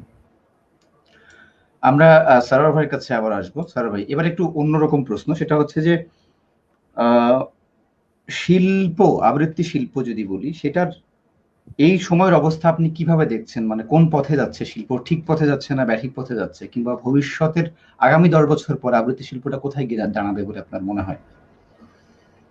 এই তো ভবিষ্যৎ দ্রষ্টাদের দরকার এই সমস্ত প্রশ্নের উত্তরে, আচ্ছা। যারা ভবিষ্যৎ দেখতে পায়। হ্যাঁ, আমরা তো অতটা দেখতে পাই না। তবে এই 4 মাস তো আলোচনার বাইরেই থাকবে। হুম, হুম, আবৃত্তি কেন, সব বিষয় তো অচল হয়ে গেছে, মিলনায়তন গুলো শূন্য। হ্যাঁ, আবৃত্তির লোকজন তো কিছু এই ডিজিটাল প্ল্যাটফর্মে কিছু করতে পারছে, হুম, কিছু হুম, আবৃত্তি করছে, কিন্তু অন্যান্য যারা কাজে যুক্ত আছেন, যেমন মঞ্চ নাটক, একেবারেই তাদের সম্ভব না এখানে আসা। তারপরে যারা নৃত্যশিল্পী তারা খুবই কম পাচ্ছেন, যারা অঙ্কনে আছেন তাদের এইরকম ভাবে সবারই কাজ থেমে গেছে এই দুর দুর্বিষহ অবস্থার সময়ে। কিন্তু আমাদের এই আবৃত্তি তো বহু বছর আগেও পুরনো জিনিস, ফলে সামনে এগোবে এরকম একটা ভরসা রাখা যায়। তবে নানা রকম তার পরিবর্তন তো আসবেই। মানুষ হুম, পরিবর্তন যখন হবে, তার কার্যসূচিতে পরিবর্তন যখন আসবে, তখন এই কাজগুলোও পরিবর্তন হবে। আমি আমার পিতার বয়সী যারা, তাদের জীবন যাপন, জীবন ধারণ, আমার জীবন যাপন, জীবন ধারণের মধ্যে অনেক পরিবর্তন এসেছে। প্রযুক্তির কল্যাণে, মানুষের আধুনিকায়নের জন্য, মানুষের প্রতারণার জন্য, সবকিছুর জন্যই মানুষের কিছু পরিবর্তন তৈরি হয়েছে। তেমনি আগামী 50 বছর পরে এরকম একটা পরিবর্তন তো হতে হতে হতে হতে এগিয়ে যাবে। ভাষার ক্ষেত্রে যেমন হয়, মানুষের ক্ষেত্রে আরেক রকম হয়। কিন্তু কোন রকম বড় দুর্যোগে এই পরিবর্তনগুলো বেশি চোখে পড়ে, বেশি হুম, চেনা যায়। তাছাড়া হুম, সাধারণ মানুষ চিনতে পারে না। যেমন এই করোনার যুগে কি কি পরিবর্তন হচ্ছে আমরা সাধারণরা দেখতে পাচ্ছি। কিন্তু এই করোনা বা অন্য কিছু না থাকলে যে পরিবর্তনগুলো হয় তারা কেবল ঠিক গবেষকরাই দেখতে পারে, আমরা সাধারণরা দেখতে পারি না। এটা সম্ভব নয়। কিন্তু আমাদের আবৃত্তি টিকে থাকবে এইটা বলতেই পারি, বিশ্বাস করতে পারি। আবৃত্তি টিকে থাকবে এবং একটা ধারণা হয়েছিল যে টেলিভিশন কিংবা রেডিও কিংবা প্রচার মাধ্যম, গণমাধ্যম যেভাবে বেড়ে যাচ্ছে এবং সদস্যদের সংগঠনে টিকিয়ে রাখাটা খুব মুশকিল হয়ে যাচ্ছে। কারণটা হয়েছে তারা যখন ভালোভাবে কথা বলতে পারে, এই কথাটাকে তারা পেশায় নিয়ে যেতে পারে। তারা সংবাদ পাঠক হয়ে, তারা উপস্থাপক হয়ে, তারা নানা কিছু করে এই পেশাটা তৈরি করতে পারে এবং একই সঙ্গে সংসার চালাতে পারে, একই সঙ্গে শিল্পের কাজটাও করতে পারে। তখন ভেবেছিলাম যা তাড়াতাড়ি, যত তাড়াতাড়ি ছুটে যাচ্ছে ছেলেমেয়েরা, সংগঠনটা চলবে না, স্থায়ী হবে না। কিন্তু এই সময়টা কষ্টের সময় হলেও দেখা যাচ্ছে সংগঠন একদম স্তব্ধ হয়ে যায়নি। কেউ কেউ টিকে যাচ্ছে, কেউ কেউ থেকে যাচ্ছে। এইরকম একটা ওলটপালটের সময় আসবে, কিন্তু আবার তার অস্তিত্ব ধরে রাখার মতো অবস্থানও আসবে, বিশ্বাস করা যায়। তবে এই সমস্ত সময় কিছু খারাপ জিনিসের আবির্ভাব হবে, কিছু দ্রুত সাফল্য নেয়ার কিছু মানুষজনের প্রবেশ ঘটবে, অনুপ্রবেশ ঘটবে এবং তারা কিছু ক্ষতি করে দিয়ে যাবে, কিন্তু মূল জায়গাটা নষ্ট করতে পারবে এমন মনে হয় না, এত বড় ক্ষমতা তাদের নেই। মানে যাকে মেইন স্ট্রিম বলে সেইটি হুম, টিকে থাকবে, কিন্তু যারা একটু আশেপাশ দিয়ে যাবে কিছু ক্ষতি করে যাবে, এটা স্বাভাবিক। কিন্তু এই সময় আবৃত্তি কর্মীদেরকে আমার অনুরোধ থাকছে যে এই সময় তারা যেন সচেতন থাকেন, মনোনিবেশ করেন, কিছু পরিশ্রম করেন, কিছু সময় ব্যয় করেন, একদম খুব তাড়াতাড়ি পাবার বাসনা থেকে একটু ফিরে আসেন। তাহলেই আমাদের কাজটি সহজ হবে, আমরা টিকে থাকবো। এই তো বলা যায়। আচ্ছা, আমরা আবারও কথা শুনবো, এবার আবৃত্তি শুনবো। স্যার, আপনি কোনটা শুনবে এখন? এবার মানুষ কবিতার কিছু অংশ পড়া যাক। হ্যাঁ। আহ, এই মানুষ কবিতা তো অনেক বড়, তার কিছু অংশ সবাই আবৃত্তি করে, সেইটুকুই করব। আর এইটি সাম্যবাদী কাব্যগ্রন্থেই জায়গা পেয়েছে। নজরুল ইসলাম এই ধরনের, যেখানে হিন্দু মুসলমানের একটা চিত্র তুলে ধরতে পারেন এবং সাম্প্রদায়িক যে বিষয়টি এবং অসাম্প্রদায়িক যে প্রীতি, সেই জায়গাটা কেমন করে তুলে আনতে পারেন সামান্য কথায়, সেটি এখানে বোঝা যায়। মিউট করে দিতে হবে আমার মনে হয়, কোথাও থেকে আওয়াজ আসছে শোঁ। গাহি সাম্যের গান, মানুষের চেয়ে বড় কিছু নাই, নহে কিছু মহিয়ান। নাই দেশ কাল পাত্রের ভেদ, অভেদ ধর্ম জাতি। সব দেশে সব কালে, ঘরে ঘরে তিনি মানুষের জ্ঞাতি। পূজারি, দুয়ার খোলো, ক্ষুধার ঠাকুর দাঁড়ায়ে দুয়ারে, পূজার সময় হলো। স্বপন দেখিয়া আকুল পূজারি খুলিল ভজনালয়। দেবতার বরে আজ রাজা টাজা হয়ে যাবে নিশ্চয়। জীর্ণ বস্ত্র, শীর্ণ গাত্র, ক্ষুধায় কণ্ঠ ক্ষীণ। ডাকিল পান্থ, দ্বার খোলো বাবা, খাইনি তো 7 দিন। সহসা বন্ধ হলো মন্দির, ভোকারি ফিরিয়া চলে, তিমির রাত্রি। পথ জুড়ে তার ক্ষুধার মানিক জ্বলে। ভোকারি ফুকারি কয়, ওই মন্দির পূজারী হয় দেবতা, তোমার নয়। মসজিদে কাল শিরনি আছিল, অঢেল গোস্ত রুটি, বাঁচিয়া গিয়েছে মোল্লা সাহেব হেসে তাই কোটি কোটি। এমন সময় এলো মুসাফির গায়ে আজারির চিন, বলে বাবা ভুকা পাকা আছি, আজ নিয়ে 7 দিন। তেড়িয়া হইয়া হাঁকিল মোল্লা, ভেলা হলো দেখে ল্যাঠা, ভুকা আছো মর গোভাগাড়ে গিয়ে, নামাজ পড়িস বেটা। ভুকারি কহিল না বাবা। মোল্লা হাঁকিল তাহলে শালা, সোজা পথ দেখ।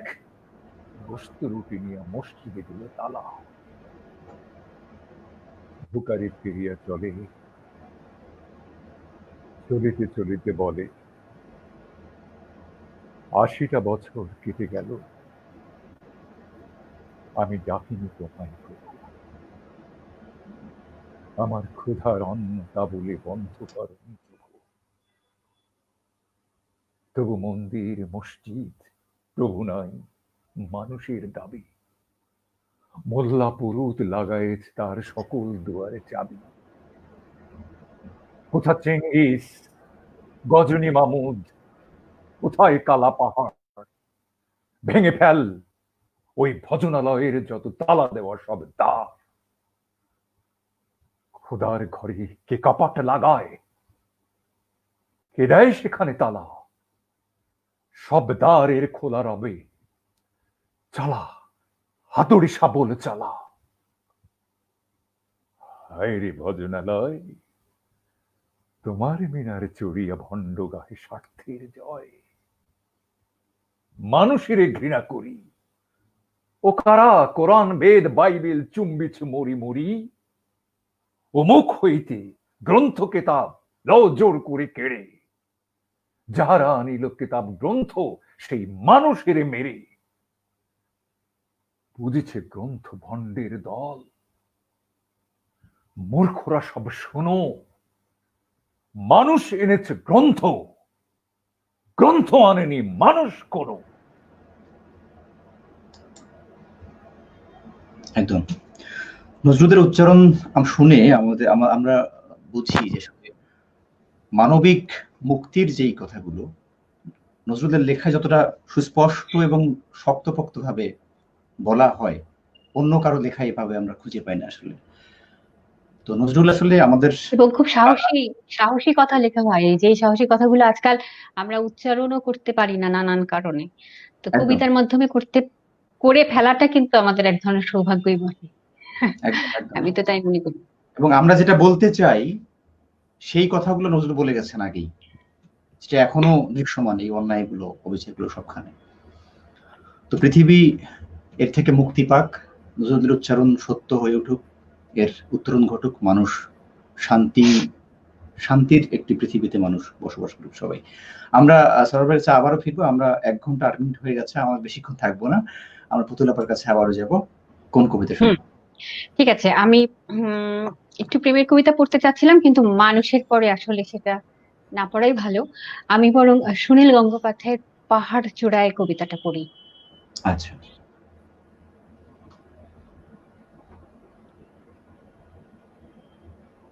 অনেকদিন থেকে আমার একটা পাহাড় কেনার শখ, কিন্তু পাহাড় কে বিক্রি করে তা জানি না। যদি তার দেখা পেতাম, দামের জন্য আটকাতো না। আমার নিজস্ব একটা নদী আছে, সেটা দিয়ে দিতাম পাহাড়টার বদলে। কে না জানে পাহাড়ের চেয়ে নদীর দামই বেশি। পাহাড় স্থানু, নদী বহমান, তবু আমি নদীর বদলে পাহাড়টাই কিনতাম, কারণ আমি ঠকতে চাই। নদীটাও অবশ্য কিনেছিলাম একটা দ্বীপের বদলে। ছেলেবেলায় আমার বেশ ছোট্ট খাট্ট ছিমছাম একটা দ্বীপ ছিল, সেখানে অসংখ্য প্রজাপতি। শৈশবে দ্বীপটি ছিল বড় প্রিয়। আমার যৌবনে দ্বীপটি আমার কাছে মাপে ছোট লাগলো প্রবাহমান ছিপছিপে তন্নি নদীটি বেশ পছন্দ হলো আমার। বন্ধুরা বলল, ওইটুকু একটা দ্বীপের বিনিময়ে এত বড় একটা নদী পেয়েছিস, খুব জিতেছিস তো মাইরি। তখন জয়ের আনন্দে আমি বিহ্বল হতাম। তখন সত্যিই আমি ভালোবাসতাম নদীটিকে। নদী আমার অনেক প্রশ্নের উত্তর দিত, যেমন, বলতো আজ সন্ধেবেলা বৃষ্টি হবে কিনা। সে বলতো, আজ এখানে দক্ষিণে গরম হাওয়া, শুধু ছোট্ট একটি দ্বীপে বৃষ্টি, সে কি প্রবল বৃষ্টি, যেন একটা উৎসব। আমি সেই দ্বীপে আর যেতে পারি না। সে জানতো, সবাই জানে, শৈশবে আর ফেরা যায় না। এখন আমি একটা পাহাড় কিনতে চাই। সেই পাহাড়ের পায়ের কাছে থাকবে গহন অরণ্য। আমি সেই অরণ্য পার হয়ে যাব। তারপর শুধু রুক্ষ কঠিন পাহাড়, একেবারে চূড়ায়, মাথার খুব কাছে আকাশ, নিচে বিপুল পৃথিবী, চরাচরে তীব্র নির্জনতা। আমার কণ্ঠস্বর সেখানে কেউ শুনতে পাবে না। আমি ঈশ্বর মানি না, কেউ আমার মাথার কাছে ঝুঁকে দাঁড়াবেন না। আমি শুধু 10 দিককে উদ্দেশ্য করে বলবো, প্রত্যেক মানুষই অহংকারী। এখানে আমি একা, এখানে আমার কোনো অহংকার নেই। এখানে জয়ী হবার বদলে ক্ষমা চাইতে ভালো লাগে। হে 10 দিক, আমি কোনো দোষ করিনি, আমাকে ক্ষমা করো।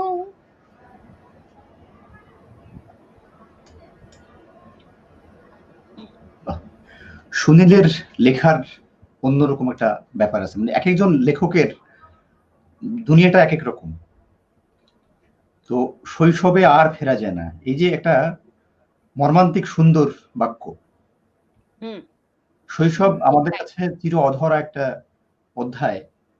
একই সাথে আনন্দ আমরা পাই, আবার সেখানে না ফেরার যে একটা বেদনা, ফিরতে না পারার একটা যন্ত্রণা, সেটাও ভুগি আর কি।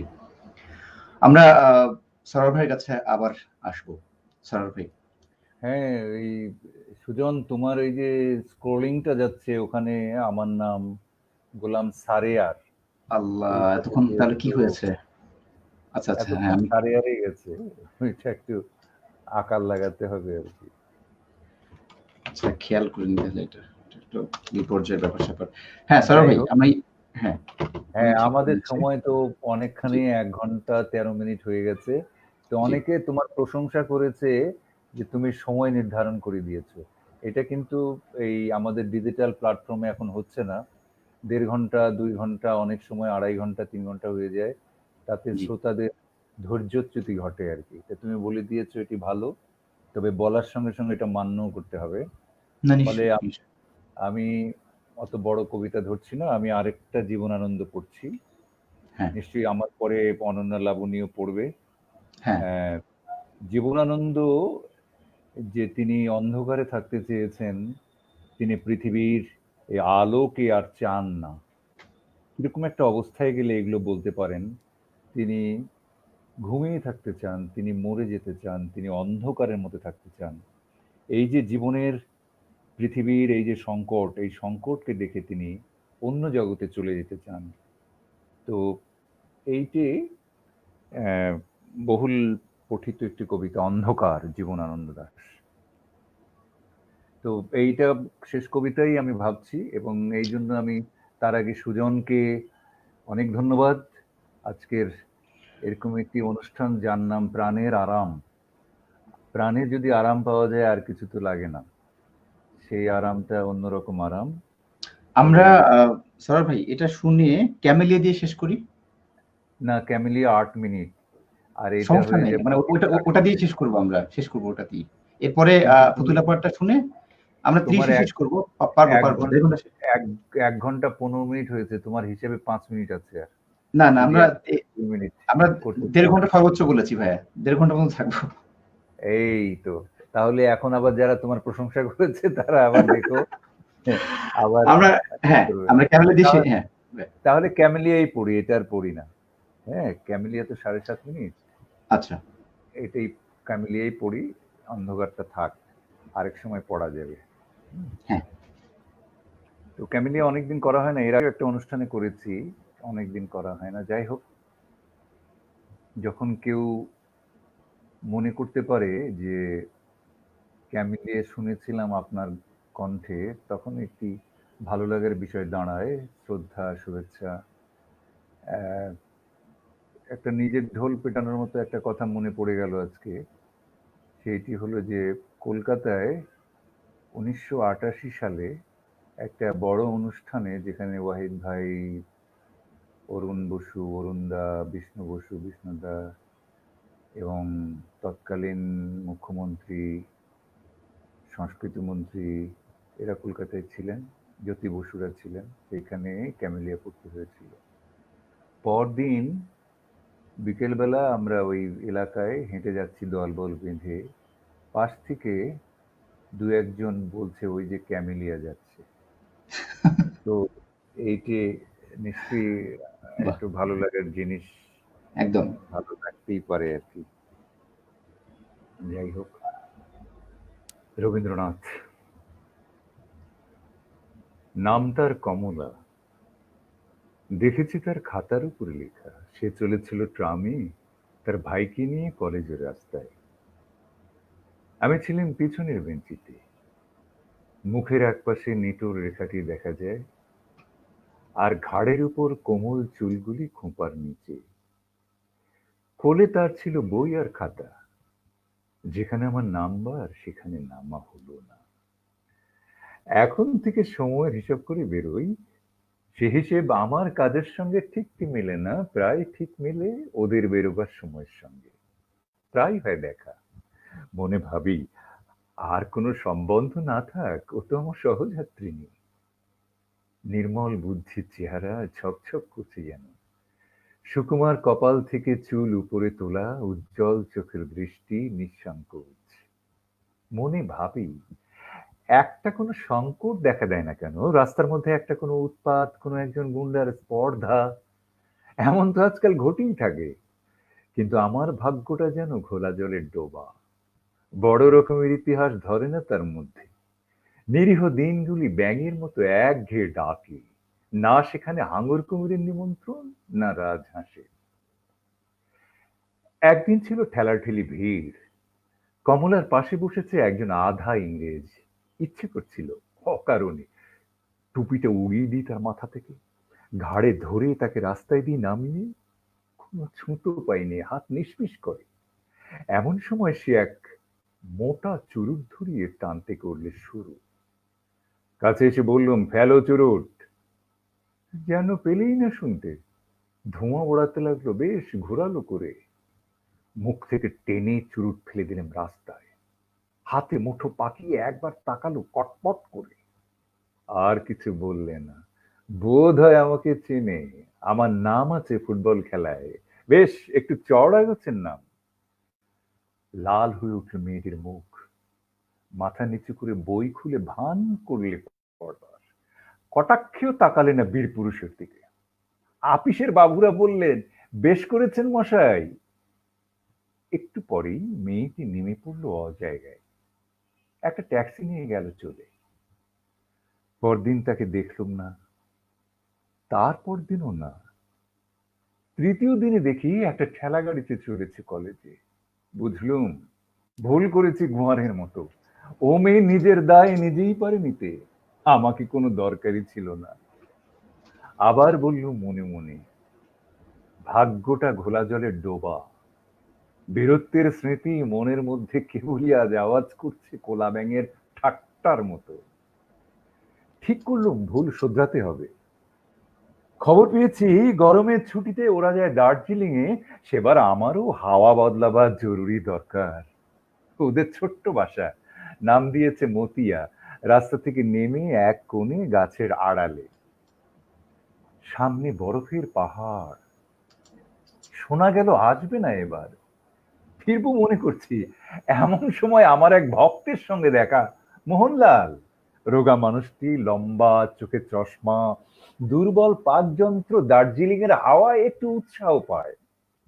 সে বললে, তনুকা, আমার বোন, কিছুতেই ছাড়বে না তোমার সঙ্গে দেখা না করে। মেয়েটি ছায়ার মতো, দেহ যতটুকু না হলে নয় ততটুকু, পড়াশোনায় যতটা ঝোঁক, আহারে ততটা নয়। ফুটবল সর্দারের পরে তাই এত অদ্ভুত ভক্তি, মনে করলে আলাপ করতে এসেছে সে আমার দুর্লভ দয়া। হায় রে ভাগ্যের খেলা। যেদিন নেমে আসবো তার দুদিন আগে তনুকা বললে, একটি জিনিস দেবো আপনাকে, যাতে মনে থাকবে আমাদের কথা, একটি ফুলের গাছ। এ এক উৎপাত, চুপ করে রইলেন। সে আবার বললে, দামি দুর্লভ গাছ, এদেশের মাটিতে অনেক যত্নে বাঁচে। জিজ্ঞেস করলেন, নামটা কি? সে বলল, ক্যামিলিয়া। চমক লাগলো। আরেকটা নাম ঝলক দিয়ে উঠল মনের অন্ধকারে। এসে বললেন, ক্যামিলিয়া? সহজে বুঝি এর মন মেলে না। মেয়েটা কি বুঝলে জানি নে, হঠাৎ লজ্জা পেলে, খুশিও হলো। চললেন টব শুদ্ধ গাছ নিয়ে। দেখা গেল পার্শ্ববর্তী হিসেবে সহযাত্রিনীটি মোটেই সহজ নয়। একটা দোকামড়া গাড়িতে টবটাকে লুকেলে নাবার ঘরে। থাক থাক, এ ভ্রমণ বৃত্তান্ত বাদ দেওয়া যাক আরো মাস কয়েকের তুচ্ছতা। পুজোর ছুটিতে প্রহসনের জবনিকা উঠল সাঁওতাল পরগনায়। জায়গাটা ছোট, নাম বলতে চাইনি। বায়ু বদলের বায়ুগ্রস্ত দল এ জায়গার খবর জানে না। কমলার মামা ছিলেন রেলের ইঞ্জিনিয়র, এইখানে বাসা বেঁধেছেন। শালবনের ছায়ায়, কাঠবিড়ারিদের পাড়ায়, সেখানে নীল পাহাড় দেখা যায় দিগন্তে। অদূরে জলধারা চলেছে বালির মধ্য দিয়ে, পলাশ বনে ধরেছে তসরের গুটি। মহিষ চড়ছে হর্তকি গাছের তলায়। উলঙ্গ সাঁওতালের ছেলে পিঠির উপরে। বাসা বাড়ি কোথাও নেই, তাই তাঁবু পাতলেন নদীর ধারে। সঙ্গী ছিল না কেউ, কেবল সেই ক্যামেলিয়া। কমলা এসেছে মাকে নিয়ে। রোদ উঠবার আগে হিমের ছোঁয়া স্নিগ্ধ হাওয়ায় শালবাগানের ভিতর দিয়ে ছাতি হাতে যায় ওপারে। সেখানে শিশু গাছের নিচে বই পড়ে। আর আমাকে সে যে চিনেছে, যা জানলেম, আমাকে লক্ষ্য করে না বলেই। একদিন দেখি নদীর ধারে চড়িভাতি করছে এরা। ইচ্ছে হলো গিয়ে বলি, আমাকে কি দরকার নেই কিছুতেই, আমি পারি নদী থেকে জল তুলে আনতে, পারি এই বন থেকে কাঠ আনতে কেটে, আর তাছাড়া কাছাকাছি জঙ্গলের মধ্যে একটা ভদ্র গোছের ভালো কুকি মেলে। দেখলেন দেখলেন দলের মধ্যে একজন যুবক, শর্ট পরা, গায়ে রেশমের বিলেতি জামা, কমলার পাশে পা ছড়িয়ে হাভানা চুরুট খাচ্ছে। আর কমলা অন্য মনে টুকরো টুকরো করছে একটা শ্বেত জবার পাপড়ি। মুহূর্তে বুঝলেন, এই সাঁওতাল পরগনার নির্জন কোণে আমি অসহ্য অতিরিক্ত। ধরবে না কোথাও? তখনই চলে যেতেন, বাকি আছে একটি কাজ। আর দিন কয়েকই ক্যামেলিয়া ফুটবে, পাঠিয়ে দিয়ে তবে ছুটি। সমস্ত দিন বন্দুক ঘাড়ে শিকারে ফিরি বনে জঙ্গলে, ফিরে এসে টবে দেই জল, আর দেখি কুঁড়ি এগুলো কত দূর। সময় হয়েছে আজ, যে আনে আমার রান্নার কাঠ, ডেকেছে সেই সাঁওতাল মেয়েটিকে, তার হাত দিয়ে পাঠাবো শালপাতার পাত্রে। তাঁবুর মধ্যে বসে তখন পড়ছি ডিটেকটিভ গল্প। বাইরে থেকে মিষ্টি সুরে আওয়াজ এলো, বাবু, ডেকেছিস কেন? বেরিয়ে এসে দেখি ক্যামেলিয়া সাঁওতাল মেয়ের কানে কারো গালের উপর আলো করেছে। সে আবার জিজ্ঞেস করলে, ডেকেছিস কেন? আমি বললেন, এই জন্যই। তারপর তারপর ফিরে এলাম কলকাতায়।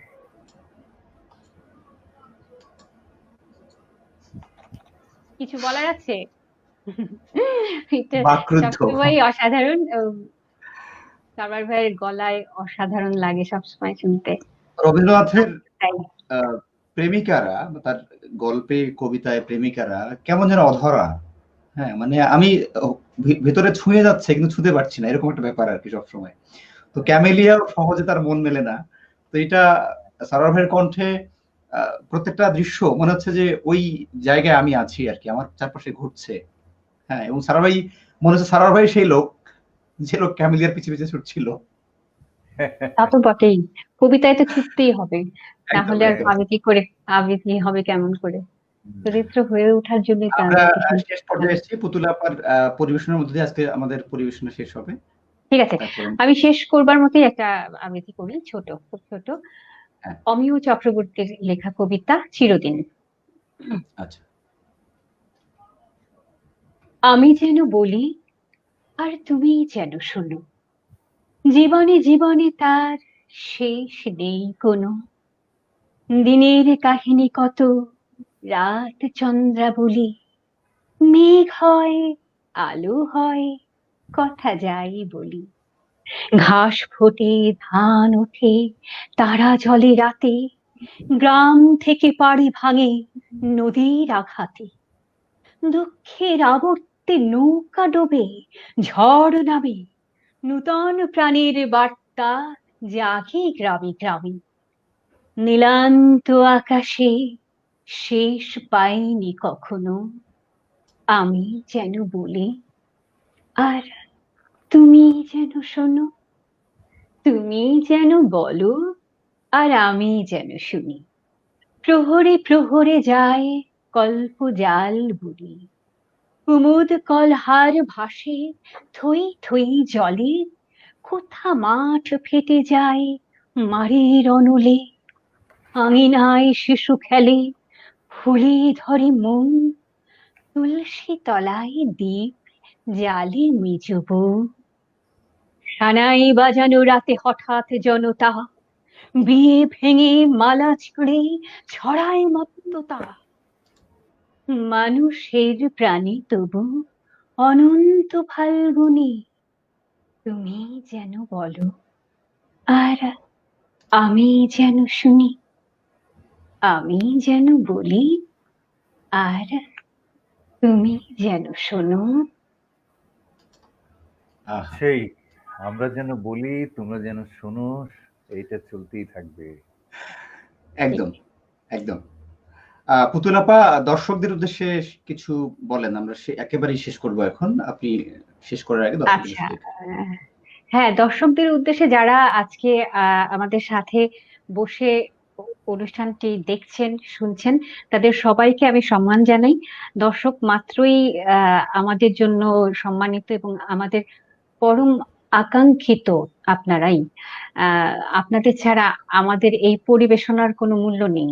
হ্যাঁ, চর্চা এমনিতে করাই যায়, কিন্তু এর সম্পূর্ণ স্বাদটুকু রসটুকু আমরা তখনই আস্বাদন করি যখন আপনারা শুনেন, যখন আপনারা আমাদের ভুল ধরিয়ে দেন।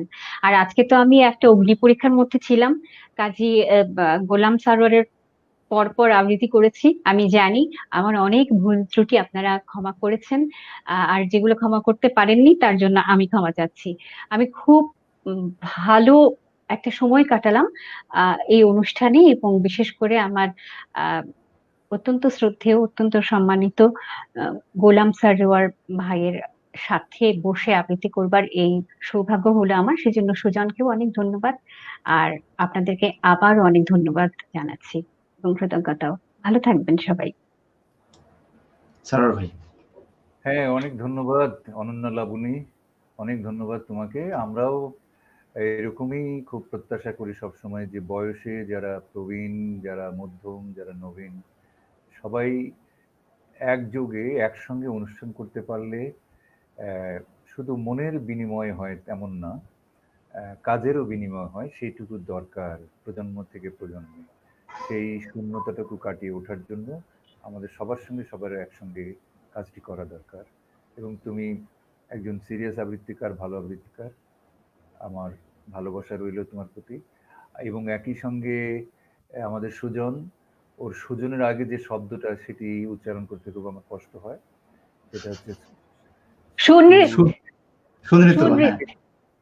সুনৃত সুনৃত বা কিংবা সুনৃত। এইটা আরেকজন ছিলেন আমাদের কণ্ঠশীলনের দশম আবর্তনের বহু আগে, সুনৃত বেলাল। সে কবিতার বই লিখেছে, খুব ভালো লিখতো। সে এখন বোধহয় গ্রামে থাকে, খুব ভালো লিখতো।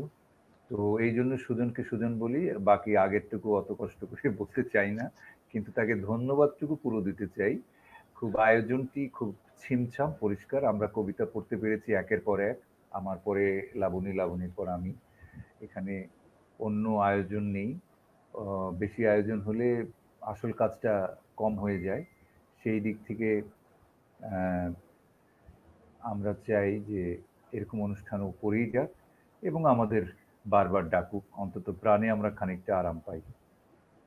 একদম। আর দর্শক শ্রোতা যারা আছেন তাদের কথা তো লাবণী বললই, যে সত্যি দর্শক শ্রোতা বিনে অনুষ্ঠান শূন্য, শূন্য এবং শূন্য। অর্থাৎ দর্শক শ্রোতা সবসময়ই শ্রদ্ধেয়, তাদেরকে মান্য করা দরকার। তো আবারও হয়তো কোনো অনুষ্ঠানে দেখা হবে। সবাই ভালো থাকবেন। এই করোনার যুগে যারা অসুস্থ হচ্ছেন দ্রুত আরোগ্য লাভ করুক, এরকম দোয়া করি।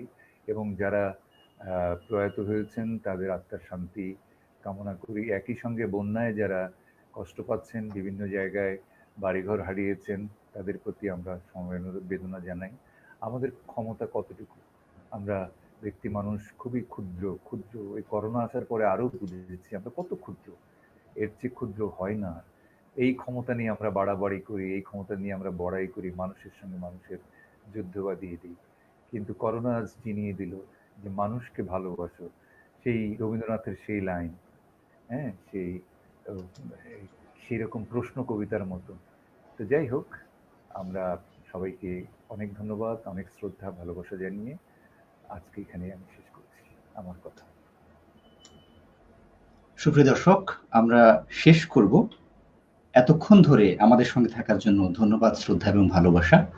যদি এই দুজন গুণী মানুষের পরিবেশনা কথা আপনাদের মনে প্রাণে আরাম দিয়ে থাকে, তাহলে আমাদের চেষ্টাটুকু সার্থক। আর যদি কোনো কারণে আমরা আপনাদের কানে মনে বিরক্তির কারণ হয়ে থাকি, তাহলে কথা দিচ্ছি আগামী পরিবেশনায় আমরা সেটি থেকে সচেতন হব, আপনাদের প্রাণে আরাম দেওয়ার চেষ্টা করব। সবাই ভালো থাকবেন, সুস্থ থাকবেন। শুভরাত্রি।